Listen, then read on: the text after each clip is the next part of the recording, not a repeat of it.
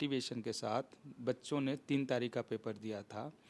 मैं पूरे गंभीरता से इस बात को कह रहा हूँ देखकर कि वो टेम्परामेंट और वो उत्साह बच्चों में नहीं रहा। दिया था उन बच्चों को लगभग 3 से 4 रिवीजन उन बच्चों का बड़े आराम से हुआ है, क्योंकि वो स्पीड और वो सारी चीज़ें पहले से ही उनके पास था।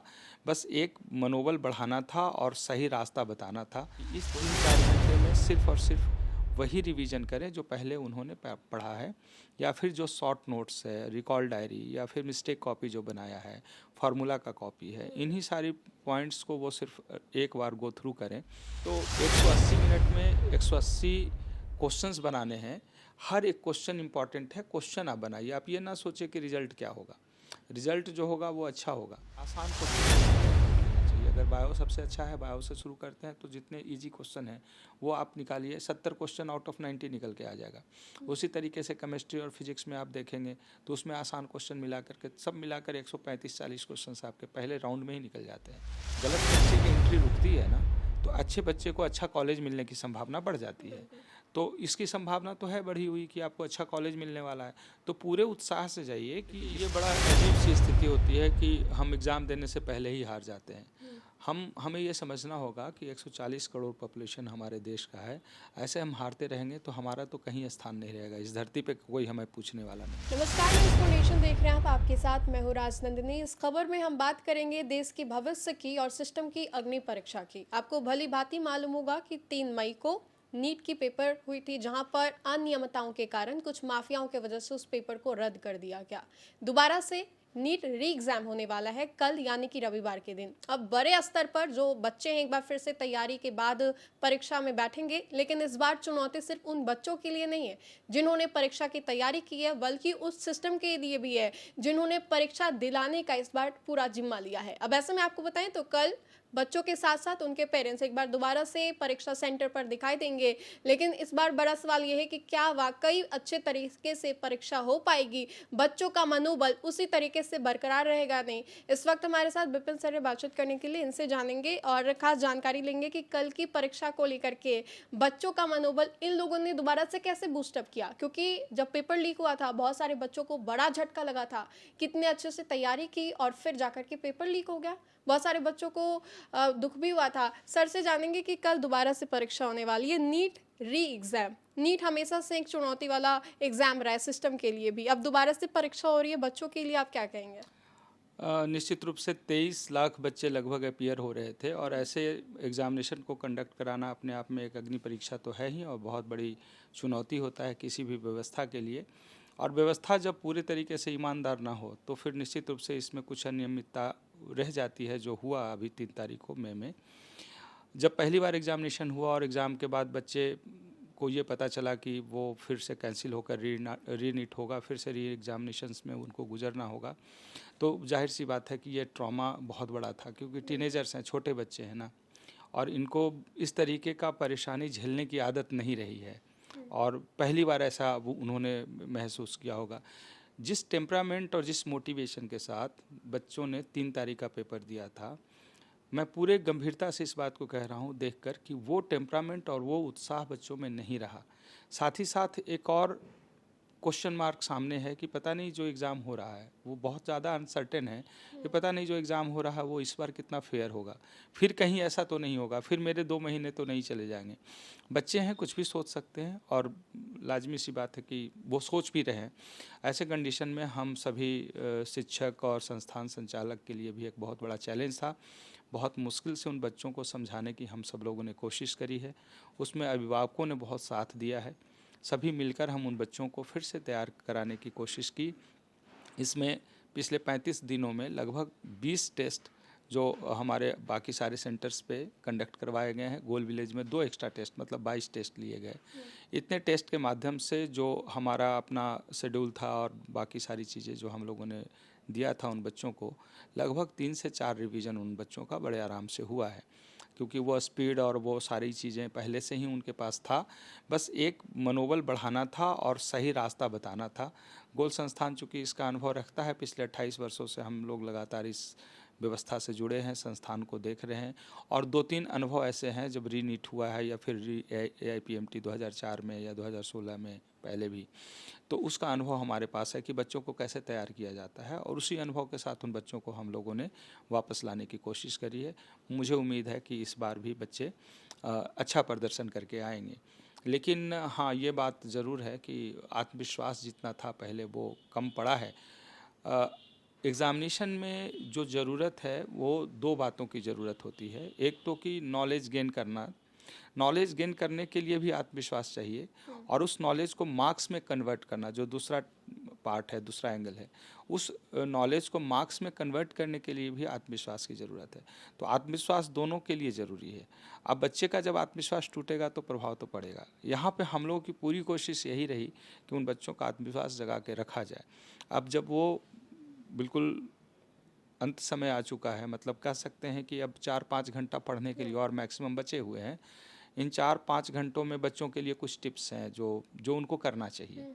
हालांकि अभी बच्चे शायद पढ़ाई कर रहे होंगे, लेकिन उनके अभिभावक निश्चित रूप से शायद आपको देखते हैं, हम लोग जब बात करते हैं तो उन तक पहुंचती है। तो मैं आपके माध्यम से अभिभावकों तक पहुंचाना चाहूँगा कि अभी का जो समय है, अपने बच्चों को इतना ज़रूर समझाया जाए कि इस 3-4 घंटे में सिर्फ़ और सिर्फ वही रिवीजन करें जो पहले उन्होंने पढ़ा है, या फिर जो शॉर्ट नोट्स है, रिकॉल डायरी, या फिर मिस्टेक कॉपी जो बनाया है, फार्मूला का कॉपी है, इन्हीं सारी पॉइंट्स को वो सिर्फ एक बार गो थ्रू करें। कुछ नया टॉपिक और नई चीज़ें और छूटा हुआ पार्ट और टफ पार्ट यदि आप करते हैं तो वैसे कंडीशन में आप पिछड़ जाएंगे और आपके ऊपर प्रेशर ज़्यादा महसूस आप करेंगे, और फिर ये किसी भी तरीके से आपके लिए उचित नहीं होगा। तो एक तो यहाँ पर बच्चों को इतना ही समझाना है। दूसरी बात, आत्मविश्वास जगाए रखने के लिए एक अभिभावक को बहुत ज़रूरी होता है कि उनका मनोबल बढ़ाते रहें, उनको आशीर्वाद भी दें, उनको शाबाशी भी दें, उनके पीठ थपथपाएं और कहें कि जो होगा देखा जाएगा। बच्चे को सबसे ज़्यादा डर तब लगता है ना, जब उसे लगता है कि नहीं होगा तब मम्मी पापा क्या बोलेंगे, हमारे टीचर्स क्या बोलेंगे। हम लोगों ने स्पष्ट कहा है कि जो होगा देखा जाएगा, तुम अपना बेस्ट देकर आओ। और हमने तो हमेशा, बच्चे चूँकि क्रिकेट खेलते हैं तो उनको हमने एग्जाम्पल दिया है कि देखो तुम्हारे सामने 180 रन बनाने हैं और 180 बॉल है तुम्हारे पास, चूँकि 180 मिनट और 180 क्वेश्चंस हैं, 15 मिनट इस बार एक्स्ट्रा दिया गया है, तो कलर करने के लिए जो फिलअप करते हैं बच्चे, बबलिंग करते हैं, उसके लिए वो हो गया।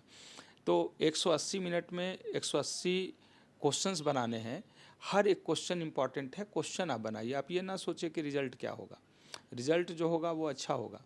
आप सिर्फ और सिर्फ अपने गेम पे ध्यान दें, अपने एग्ज़ामिनेशन पे ध्यान दें।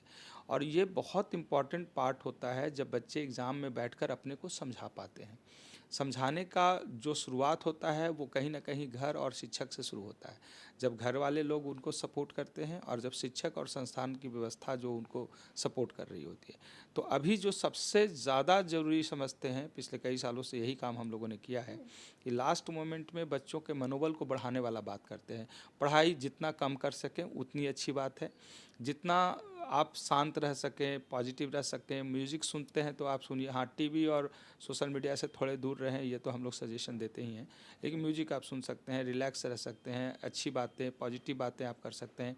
घबराहट ज़्यादा हो तो लंबी सांस ले सकते हैं, गहरी लंबी सांस लेकर आप थोड़ी देर आप अपने आप को एकाग्र करने की कोशिश कर सकते हैं, और बहुत काम करता है। रात्रि में अच्छी नींद लेना बहुत ज़रूरी है।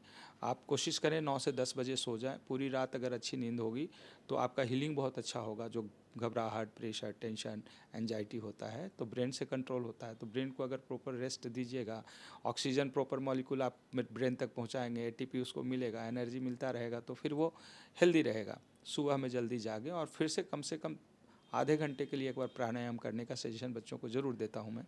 आधे घंटे गहरी लंबी सांस लेने वाला जो आपका प्राणायाम है, भस्त्रिका, अनुलोम विलोम, भ्रामरी, ये 2-3 कर लेना चाहिए, उससे बहुत रिलैक्स हो जाता है। दूसरी बात कि जब घर से निकलने लगे तो अपना एडमिट कार्ड और बाकी जितने भी नॉर्म्स है वो सब पूरा देख ले कि आपके पास वो सारी चीज़ें हैं कि नहीं। कई बार ऐसा भी हो सकता है कि पुराने वाला एडमिट कार्ड बच्चे लेके चले गए, वो पुराने वाले एडमिट कार्ड बिल्कुल अभी फाड़ के हटा दीजिए, मतलब बिल्कुल साइड कर दीजिए, सामने रखिए वही जो नया वाला एडमिट कार्ड है। फ़ोटोग्राफ्स वगैरह ले लेना है, जो आपको दिया गया है इंस्ट्रक्शन उसको अच्छे से फॉलो कीजिए। और इम्पॉर्टेंट पॉइंट यह है कि बच्चे घबराहट में ब्रेकफास्ट नहीं करते हैं, कुछ नहीं खाते, ऐसे ही चले जाते हैं। तो ये गलती नहीं करना है, कुछ ना कुछ ज़रूर खाएं और हल्का ही खाना खाएं, लेकिन कुछ ना कुछ ब्रेकफास्ट आपका पेट भरा हुआ होना चाहिए, वो खाली नहीं होना चाहिए। 50% ही भरा हो लेकिन भरा होना चाहिए। पानी हमेशा पीते रहना है क्योंकि गर्मी बहुत ज़्यादा है, तो हाइड्रेटेड रहना है। बेहतर सजेशन है ट्रांसपेरेंट बॉटल में ग्लूकोज का एक रिफिल पैक डाल लीजिए और आप 15 मिनट 20 मिनट में एक सिप लेते रहें। एग्जामिनेशन सेंटर पे कोशिश करें कि आधा घंटा पहले एग्ज़ाम हॉल में चले जाएं, जहाँ पर बेंच पे आपको जगह मिला है वहाँ पे आप बैठ जाएं, पानी पीते रहें और अपने वहाँ भी आप गहरी लंबी सांस लेने वाला एक्सरसाइज कर सकते हैं। 20-20 का 3 शिफ्ट आप लगा सकते, 3 राउंड कर सकते हैं उसको, और थोड़े आंख बंद करके थोड़ी देर के लिए रिलैक्स हो जाए। ये सब असर करता है। हर बार बच्चों को बताते हैं, बच्चे आकर बताते हैं कि नहीं सर ये तो असर किया, मैं जाकर वहाँ शांत हो गया। क्योंकि घबराहट से बच्चे एक साथ जाते सेंटर पर, इतनी भीड़ देखते हैं, भाग दौड़ होता है, गर्मी होती है, तो वहाँ जाने के बाद उनको थोड़ा रिलैक्स होना बहुत ज़रूरी है। फिर उसके बाद जब क्वेश्चन पेपर सामने आए तो क्वेश्चन पेपर को एक बार गो थ्रू कर लेना चाहिए कि कौन सा पेपर सबसे ज़्यादा टफ और कौन सा आसान है। वैसे 2 इजी होता है, एक टफ होता है कंपैरेटिवली। इस बार तो मॉडरेट क्वेश्चन होने की संभावना बन रही है, बच्चों को बताया गया है, अब तो बताने की कोई खास ज़रूरत है नहीं। तो लेकिन इतना बात ज़रूर है कि क्वेश्चन अटेम्प्ट लेने का जो स्ट्रैटेजी है वो अगर प्रॉपर होता है बच्चों का, तो फिर उसमें स्कोर ज़्यादा करने की संभावना बढ़ जाती है। जैसे तीनों सब्जेक्ट में जो सबसे आसान सब्जेक्ट है वहाँ से अटेम्प्ट लेना चाहिए। यही किया होगा उन लोगों ने पहले से भी, हमारे यहाँ छात्रों को तो ये बताया गया है और वैसे कर भी रहे थे। दूसरी बात कि आसान क्वेश्चन को पहले अटेम्प्ट लेना चाहिए। अगर बायो सबसे अच्छा है, बायो से शुरू करते हैं, तो जितने इजी क्वेश्चन हैं वो आप निकालिए, 70 क्वेश्चन आउट ऑफ 90 निकल के आ जाएगा। उसी तरीके से केमिस्ट्री और फिजिक्स में आप देखेंगे तो उसमें आसान क्वेश्चन मिला करके सब मिलाकर 135-40 क्वेश्चन आपके पहले राउंड में ही निकल जाते हैं। अब आपके पास 40 क्वेश्चन बचे हैं लेकिन समय ज़्यादा बचेगा और उसके साथ साथ एक्यूरेसी आपका इस 140 क्वेश्चन में ज़्यादा अच्छा होगा। दूसरी बार आप बनाएंगे तो आपका कॉन्फिडेंस बढ़ा हुआ रहेगा। फिर जो क्वेश्चन पहली बार में नहीं बन रहा था या टाइम ले रहा था, वो कम समय में ज़्यादा अच्छे से सॉल्व कर सकते हैं और एक्यूरेसी भी रह सकता है। इस एग्जामिनेशन में एक्यूरेसी का बहुत बड़ा रोल होता है क्योंकि 1/4 नेगेटिव है। तो बच्चों को इन सारी छोटी छोटी बातों को पहले ही से ध्यान में रखना होता है और अगर वो इन बातों को ध्यान में रखकर अपने को विश्वास जगाकर वो काम करेंगे तो निश्चित रूप से कल का रिजल्ट अच्छा होने वाला है। चलिए, आपने तो ये पूरी जानकारी दे दी, लेकिन आपके पास जो बच्चे आ रहे होंगे वो ये भी पूछ रहे होंगे कि क्या हो इस बार का पेपर पिछली बार से ज़्यादा टफ हो, क्योंकि इस बार सभी की इस पर निगाहें हैं। और देखिए जब पेपर आउट हुआ है तो एक पूरा क्वेश्चन मॉडरेट करने वाले लोग हैं ना वो बदल जाते हैं। इस बार तो क्वेश्चन जहाँ से प्रिपेयर हुआ था वहीं से लीकेज था, तो मुझे जो अनुमान है कि पूरे तरीके से फिर से टीम चेंज हुई होगी। जब टीम चेंज होती है तो पूरा पैटर्न थोड़ा सा प्रभावित होता है, इसकी संभावना बनी रहती है। लेकिन दूसरी तरफ एनटीए के ऊपर बहुत बड़ा क्वेश्चन मार्क उठा है, तो वो कोई ऐसी गलती करने की कोशिश नहीं करेगा, कोई ऐसा काम ना हो जिससे बच्चे प्रभावित हो जाएं। हमें लगता है कि ऐसा हुआ होगा और वैसे जैसा भी हो बच्चों को तैयार रहना चाहिए कि पेपर कैसा भी होगा सिलेक्शन उसी में से होना है और सबों के लिए वैसे ही पेपर है। तो जो आपका अच्छा होगा तभी वो अच्छा होगा जब आप अपने आत्मविश्वास से अपने सही रणनीति के साथ उस 3 घंटे 15 मिनट का इस्तेमाल करेंगे। तो क्वेश्चन पेपर थोड़ा मॉडरेट होने की संभावना है, बट उसके कट ऑफ भी उसी तरीके से प्रभावित होने वाला है। अच्छी बात यह है कि पिछली बार क्वेश्चन पेपर अगर 2-3 मई को जो पेपर हुआ था वो अगर पहले से लीक हो चुका था, आउट हो चुका था, अगर वो रिजल्ट आ गया होता तो कट ऑफ तो बहुत ऊपर जाने वाला था।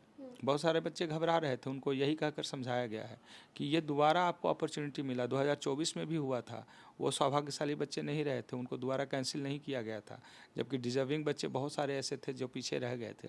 इस बार तो आपका पेपर कैंसिल हुआ है, तो कैंसिल हुआ है तो आपके पास एक बार और अच्छा करने का मौका है। अगर आप पिछले बार बहुत अच्छा स्कोर किए थे तो उससे भी अच्छा स्कोर करने का मौका है। ओवरऑल आप जब गलत बच्चे की एंट्री रुकती है ना तो अच्छे बच्चे को अच्छा कॉलेज मिलने की संभावना बढ़ जाती है।